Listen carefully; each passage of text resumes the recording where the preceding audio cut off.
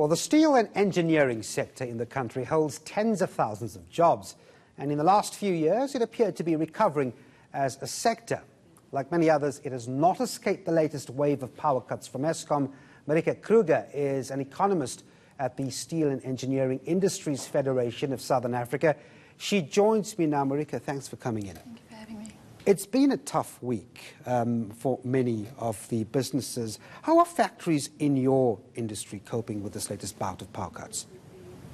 Load shedding, as it currently stands, invariably has a negative impact for many companies within the metals and engineering sector. And I think the biggest impact is probably felt in terms of production. Production levels within the sector has been very volatile, and unfortunately these constraints these electricity supply disruptions will severely constrain the production processes of companies within the sector, which will also further impede negatively on production as it stands. If we look at 2018 as a whole, for the largest part of the year, most of our subsectors within the metals and engineering sector actually contracted in terms of production. And that's why we say that the electricity supply disruption will only further exacerbate the situation.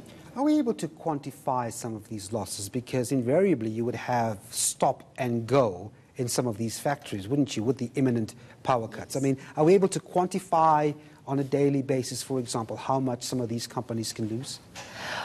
Well, if I can put it to you in this perspective, although electricity cost is roughly 3% of input costs within the sector, the monetary value thereof is enormous. It's about 15 billion rand.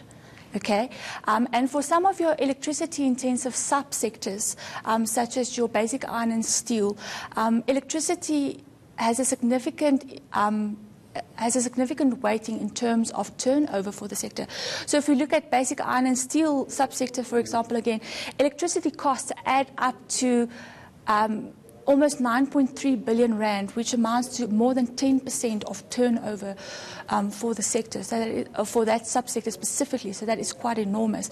It also obviously has an impact on jobs within the sector. So if we look at employment numbers over a longer period of time, the data actually alarmingly shows us that employment numbers within the sector has been decreasing. Looking at quantifying the numbers, the sector lost about 8,134 jobs on a year-on-year basis last year, and because of the fact that these electricity disruptions do happen, it will obviously, like I just mentioned, impact negatively on production, which will in turn have an impact on employment.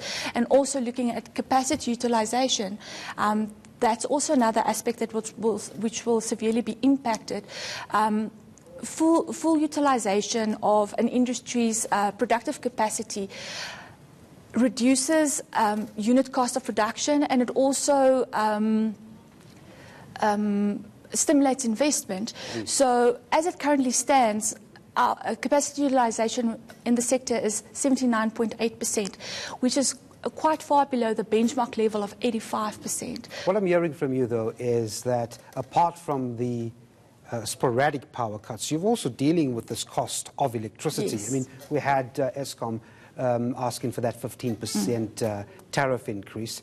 And then you come from a sector as well that's been battling some years back on the competition side with imports of steel coming through from overseas.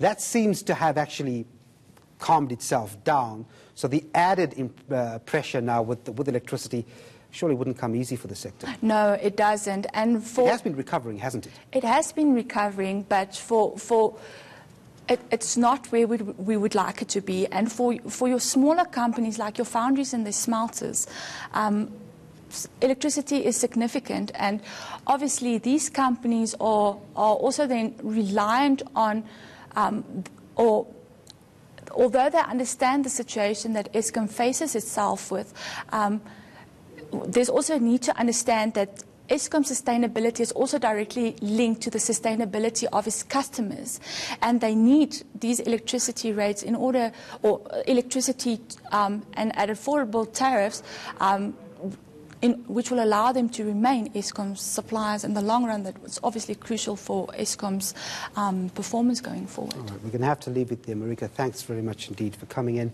That was Marique Kruger, economist at SAFSA.